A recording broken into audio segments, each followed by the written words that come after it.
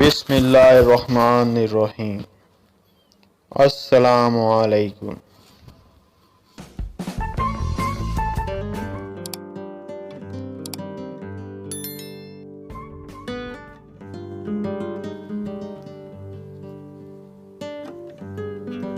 بیوی ہو تو ایسی۔ ایک بادشاہ محل کی چھت پر ٹہلنے چلا گیا۔ ٹہل کے اس کی نظر محل کے نزدیک گھر کی چھت پر پڑی، جس پر ایک بہت خوبصورت عورت کپڑے سکھا رہی تھی۔ بادشاہ نے اپنی ایک باندی کو بلا کر پوچھا، کس کی بیوی ہے یہ؟ باندی نے کہا، بادشاہ سلامت، یہ آپ کے غلام فیروز کی بیوی ہے۔ بادشاہ نیچے اترا۔ بادشاہ پر اس عورت کے حسن و جمال کا سحر سا چھا گیا تھا۔ اس نے فیروز کو بلایا۔ فیروز حاضر ہوا۔ وہ بادشاہ نے کہا، فیروز، ہمارا ایک کام ہے، ہمارا یہ خط فلاں ملک کے بادشاہ کو دے آؤ اور اس کا جواب بھی ان سے لے آنا۔ فیروز اس خط کو لے کر گھر واپس آ گیا۔ خط کو اپنے تکیے کے نیچے رکھ دیا۔ سفر کا سامان تیار کیا۔ رات گھر میں گزاری اور صبح منزل مقصود پر روانہ ہو گیا۔ اس بات سے لا علم کہ بادشاہ نے اس کے ساتھ کیا چال چلی ہے۔ ادھر فیروز جیسے ہی نظروں سے اوجھل ہوا، بادشاہ چپکے سے فیروز کے گھر پہنچا اور آہستہ سے فیروز سے گھر کا دروازہ کھٹکھٹایا۔ فیروز کی بیوی نے پوچھا، کون ہے؟ بادشاہ نے کہا، میں بادشاہ ہوں، تمہارے شوہر کا مالک۔ تو اس نے دروازہ کھولا۔ بادشاہ اندر آ کر بیٹھ گیا۔ فیروز کی بیوی نے حیران ہو کر کہا، آج بادشاہ سلامت یہاں ہمارے غریب خانے میں؟ بادشاہ نے کہا، میں یہاں مہمان بن کر آیا ہوں۔ فیروز کی بیوی نے بادشاہ کا مطلب سمجھ کر کہا، میں اللہ کی پناہ چاہتی ہوں آپ کے اس طرح آنے سے، جس میں مجھے کوئی خیر نظر نہیں آ رہی۔ بادشاہ نے غصے میں کہا، اے لڑکی، کیا کہہ رہی ہو تم؟ شاید تم نے مجھے پہچانا نہیں۔ میں بادشاہ ہوں، تمہارے شوہر کا مالک۔ فیروز کی بیوی نے کہا، بادشاہ سلامت، میں جانتی ہوں کہ آپ ہی بادشاہ ہیں، لیکن بزرگ کہہ گئے ہیں، شیر کو اگرچہ جتنی بھی تیز بھوک لگی ہو لیکن وہ مردہ تو نہیں کھانا شروع کر دیتا۔ اور کہا، بادشاہ سلامت، تم اس کٹورے میں پانی پینے آ گئے ہو جس میں تمہارے کتے نے پانی پیا ہے۔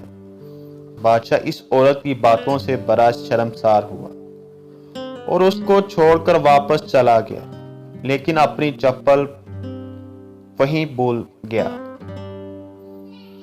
یہ سب کو بادشاہ کی طرف سے ہوا۔ اب فیروز کو آدھے رستے میں یاد آیا کہ وہ جو خط بادشاہ نے اسے دیا تھا وہ تو گھر پر ہی چھوڑ آیا ہے۔ اس نے گھوڑے کو تیزی سے واپس موڑا اور اپنے گھر کی طرف لپکا۔ فیروز اپنے گھر پہنچا تو تکیے کے نیچے سے خط نکال کے وقت اس کی نظر پلنگ کے نیچے پڑی بادشاہ کی چپل پر پڑی، جو وہ جلدی میں بھول گیا تھا۔ فیروز کا سر چکرا کر رہ گیا۔ وہ سمجھ گیا کہ بادشاہ نے اس کو سفر پر صرف اس لیے بھیجا تاکہ وہ اپنا مطلب پورا کر سکے۔ فیروز کسی کو کچھ بتائے بغیر چپ چاپ گھر سے نکلا۔ خط لے کر وہ چل پڑا اور کام ختم کرنے کے بعد بادشاہ کے پاس واپس آیا تو بادشاہ نے انعام کے طور پر اسے 100 دینار دیے۔ فیروز دینار لے کر بازار گیا اور عورتوں کے استعمال کے قیمتی کپڑے اور کچھ تحائف بھی خرید دیے۔ گھر پہنچ کر بیوی کو سلام کیا اور کہا، چلو تمہارے میکے چلتے ہیں۔ بیوی نے پوچھا، یہ کیا ہے؟ کہا، بادشاہ نے انعام دیا ہے اور میں چاہتا ہوں کہ یہ پہن کر اپنے گھر والوں کو دکھاؤ۔ بیوی، جیسے آپ چاہیں۔ بیوی تیار ہوئی اور اپنے والدین کے گھر اپنے شوہر کے ساتھ روانہ ہوئی۔ داماد اور بیٹی اور ان کے لائے گئے تحفے کو دیکھ کر وہ لوگ بہت خوش ہوئے۔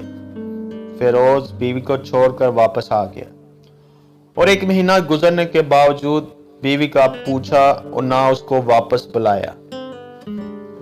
फिर कुछ दिन बाद उसके साले उससे मिलने आए और उससे पूछा, फिरोज आप हमें हमारी बहन से गुस्सा और नाराजगी की वजह बताएं या फिर हम आपको काजी के सामने पेश करेंगे।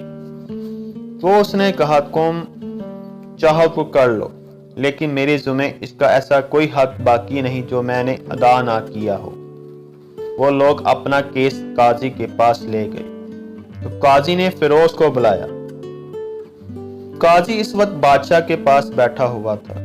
लड़की के भाइयों ने कहा, अल्लाह बादशाह सलामत और काजी को कायमो कायम रखे। काजी साहब, हमने एक सरसब्ज बाग, दरख्त, फलों से भरे हुए और साथ में मीठे पानी का कुआं इस शख्स के हवाले में दिया तो इस शख्स ने हमारा बाग उजाड़ दिया, सारे फल खा लिए, दरख्त काट लिया और कुएं को खराब करके बंद कर दिया। काजी फिरोज की तरफ मतवज्जा होकर पूछा, हाँ को लड़के, तुम क्या कहते हो इस बारे में? फिरोज ने कहा, काजी साहब, जो बाग मुझे दिया गया था वो इससे बेहतर हालत में इन्हें वापस किया है।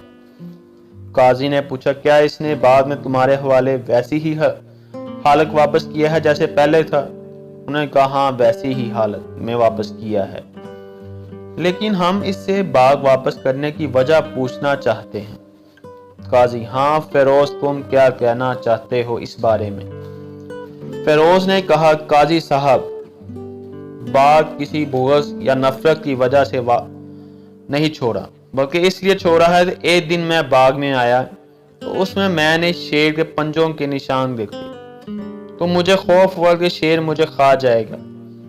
इसलिए शेर के इकराम की वजह से मैंने बाग में जाना बंद कर दिया। बादशाह जो टेक लगाए ये सब कुछ सुन रहा था उठकर बैठ गया और कहा, फिरोज, अपने बाग की तरफ अमन और मुतमिन होकर जाओ।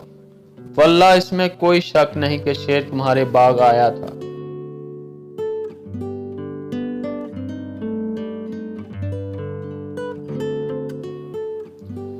लेकिन वो वहां पर ना को कोई असर छोड़ सका, ना कोई पत्ता तोड़ सका और ना ही कोई फल खा सका। वो वहां पर थोड़ी देर रहा और मायूस होकर लौट गया। और खुदा की कसम, मैंने कभी तुम्हारे जैसा बाग के गिर्द लगे मजबूत दीवारें नहीं देखी। तो फिरोज अपने घर लौट आया और अपनी बीवी को भी वापस ले आया।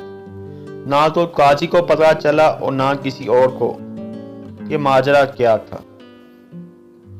क्या खूब बेहतर है अपने अहलो अयाल के राज छुपाना ताकि लोगों को पता ना चले। अपने घरों के बेग किसी पर जाहिर ना होने दो। अल्लाह आप लोगों के घरों को खुशियों से भर दे। आपको और आपके अहलो अयाल को और आपके माल को अपने हिफ्ज़ो ईमान में रखे। आमीन। और हाँ, सोचना लाजमी, शुक्रिया दुआओं में याद रखो।